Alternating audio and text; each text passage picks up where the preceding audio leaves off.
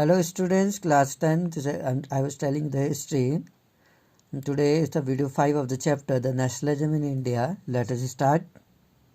So as we know that the Gandhiji started the short march from Sabarmati to Dandi. 240 miles की ये distance थी जो उन्होंने 24 दिन में पूरी की within 24 days. And thousands of the volunteers joined this march. Many places the people came to listen them. उसको सुनने के लिए आए लोग गांधी जी को. और फाइनली 6 अप्रैल 1930 को वो डांडी में पहुंचे और उन्होंने नमक को गर्म करके नमक कानून को तोड़ दिया. उसके साथ ही उन्होंने सिविल डिसोबीडियंस मूवमेंट स्टार्ट किया. अब क्वेश्चन ये है कि ये सिविल डिसोबीडियंस मूवमेंट जो था नॉन कॉपरेशन मूवमेंट से किस तरह से अलग था. How was the civil disobedience movement was different. क्योंकि 1921 में नॉन कॉपरेशन मूवमेंट भी तो गांधी जी ने स्टार्ट किया था. तो ये जो अगर हम इसमें डिफरेंस करें, people were now asked not only to refuse cooperation, ना केवल सहयोग को रिफ्यूज करने के लिए कहा गया बल्कि एज दे हैड डन, जैसा कि उन्होंने 1921-22 में सहयोग देने से मना कर दिया था. नॉन कॉपरेशन जो भी गवर्नमेंट पॉलिसी लागू करती थी उसमें जनता का कोई कॉपरेशन नहीं रहेगा, इसलिए इसको नॉन कॉपरेशन कहा गया. फिर जनता का भी इसमें पूरा सहयोग नहीं मिला गांधी जी को. मूवमेंट कई जगह पर वायलेंट हो गया, जैसे चोरी चोरा नामक स्थान पर पुलिस पर हमला कर दिया था. But also to break call, ना केवल कॉपरेशंस को रिफ्यूज करना चाहते थे बल्कि कॉलोनियल रूल्स, जो कॉलोनियल रूल्स थे, जो उपनिवेशिक नियम थे, यानी फॉरेस्ट में जाने से रिस्ट्रिक्शन लगा दिया गया था. जितने भी कॉलोनियल ब्रिटिशर्स के रूल्स थे उन सभी को क्या कर दिया, तोड़ दिया गया इस सिविल डिसोबीडियंस मूवमेंट में. दूसरा, थाउजेंड्स ऑफ द पीपल, बहुत हजारों लोग उन्होंने नमक का उत्पादन किया एंड ब्रोक द लॉ, और नमक का उत्पादन करके इस कानून को तोड़ दिया. They protested in front of government salt factory.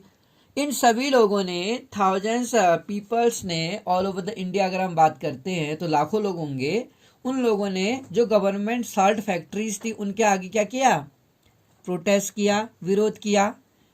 क्योंकि कहीं ना कहीं गवर्नमेंट को लगता था कि अगर उनकी केवल मोनोपोली है साल्ट के प्रोडक्शन पर, उनका ही अधिकार है नमक के उत्पादन पर, और अगर नमक पर टैक्स लगा दिया जाए तो पीपल्स को टैक्स देना ही पड़ेगा.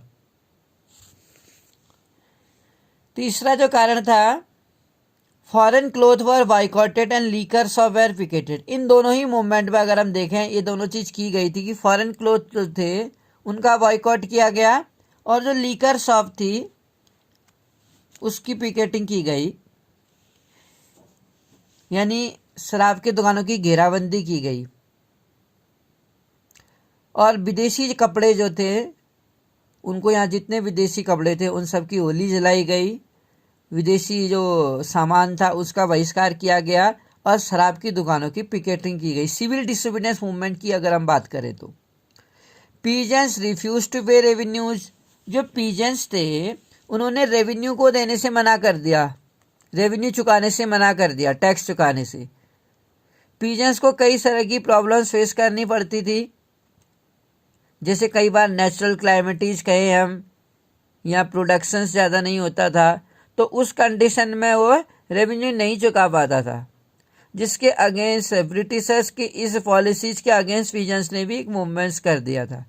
और चौकीदारी, रेवेन्यू एंड चौकीदारी टैक्स से जो विलेज ऑफिशियल्स रिजाइन, जो विदेश के गाँव के अधिकारी थे उन लोगों ने रिजाइन कर दिया और उन्होंने साफ तौर पर टैक्स चुकाने से मना कर दिया. अगर हम किसानों की बात करें, उन्होंने भी अपने स्तर से मोर्चा संभाल लिया था ब्रिटिशर्स के अगेंस्ट और रेवेन्यू चुकाने से मना कर दिया.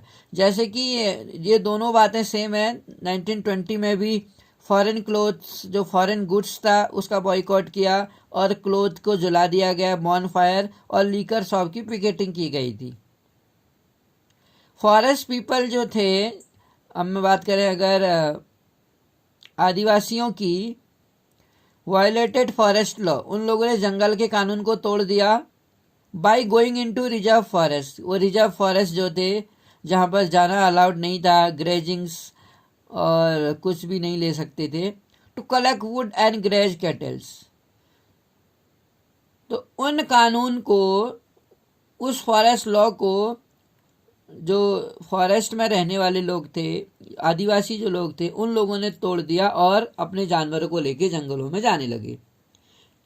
तो इस तरीके से हर जगह पर हम देख सकते हैं कि एक मूवमेंट चला, a huge movements was started in civil disobedience movements. अलग लोगों ने जो नमक कानून था उसका अलग अलग तरीके से विरोध जताना शुरू कर दिया था।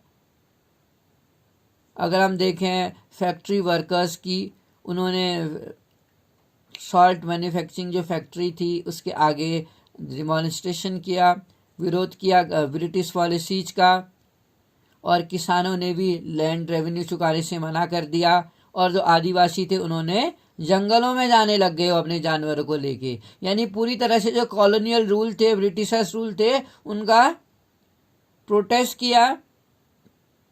अब अगर जानते हैं हम why the rich peasants join movement, जो रिच पीजेंट्स थे, धनी जो किसान थे, उन लोगों ने ये मूवमेंट्स क्यों ज्वाइन किया होगा, क्या कारण था कि उन्होंने इस आंदोलन में हिस्सा लिया, जो धनी किसान थे।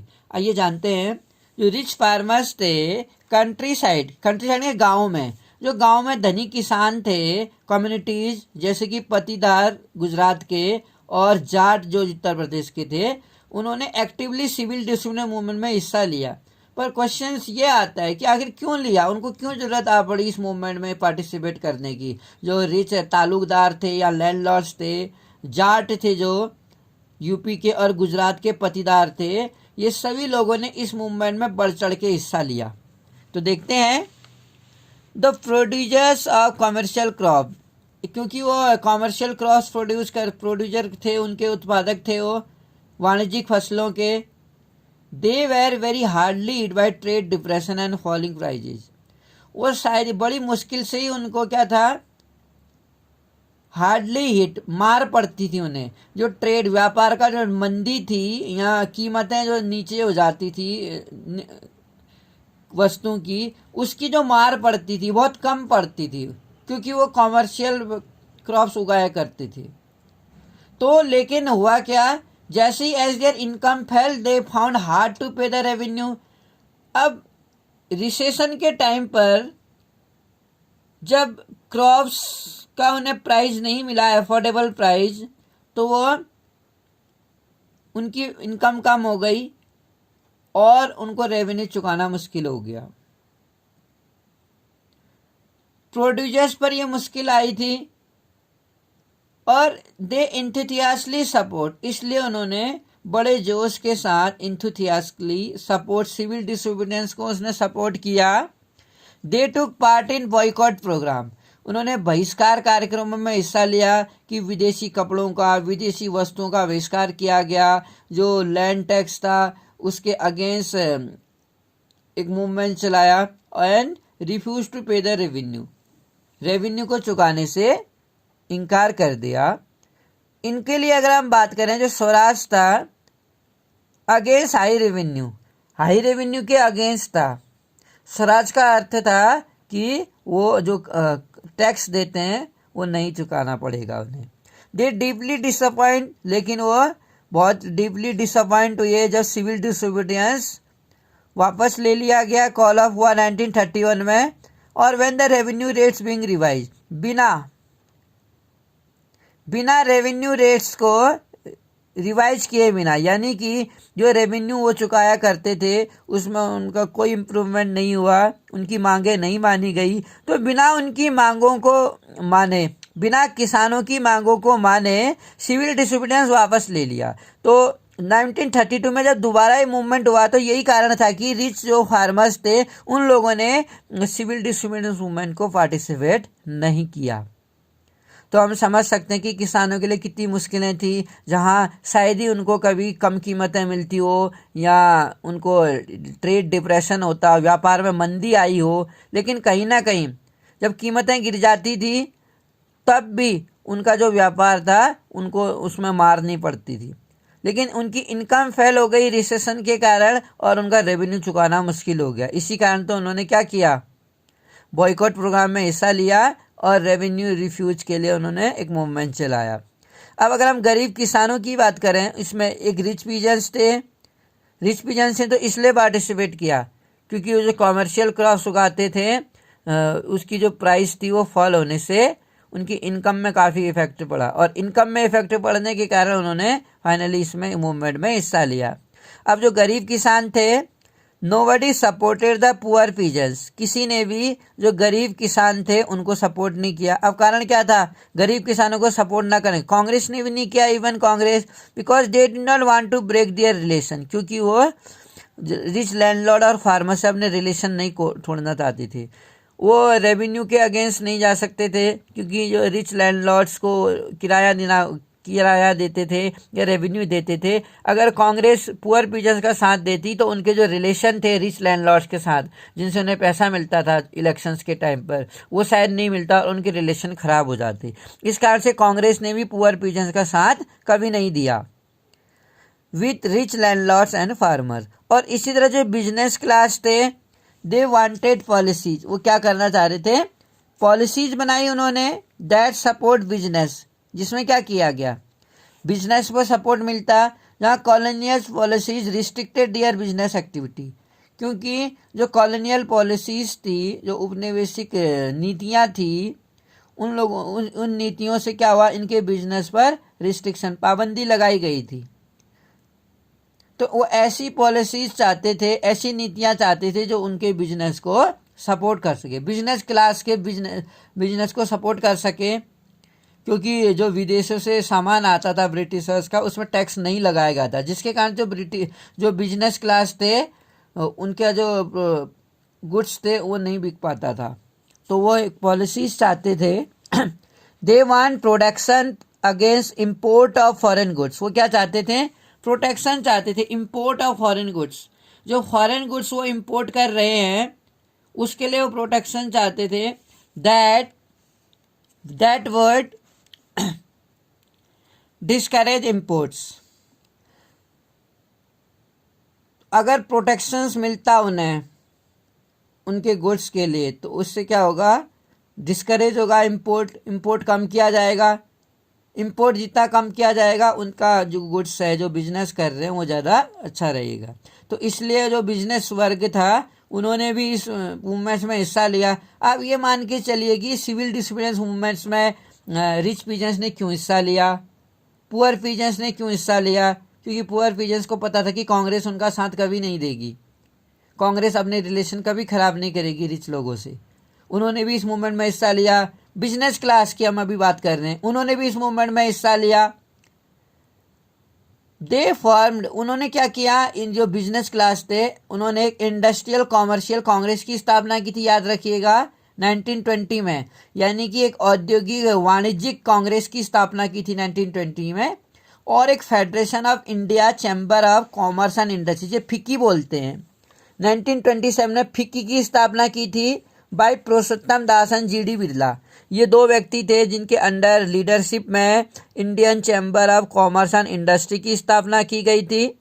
और देखा जाए तो इनके जो बिजनेस था उसको प्रोटेक्शंस मिला, लोकल प्रोड्यूसर्स थे उनको सपोर्ट मिला। They supported civil disobedience movement financially उन्होंने सिविल डिसोबीडियंस मूवमेंट को सपोर्ट किया और refuse to buy and sell imported goods. और इसी तरीके से उन्होंने ये Indian chamber of commerce and industry खोल दिया, जिससे कि यहाँ के जो प्रोड्यूसर्स थे उनको सपोर्ट मिला, और इन बिजनेसमैनों ने refuse to buy and sell, imported जो गुड्स थे, जो बाहर से आयातित सामान था, उसको खरीदने और बेचने से भी इनकार कर दिया। तो इस तरीके से उन्होंने सिविल डिसोबीडियंस को सपोर्ट किया, क्योंकि ना उन्होंने बाहर से उन चीज़ों को खरीदा, इम्पोर्टेड गुड्स को, और ना उन्हें बेचा।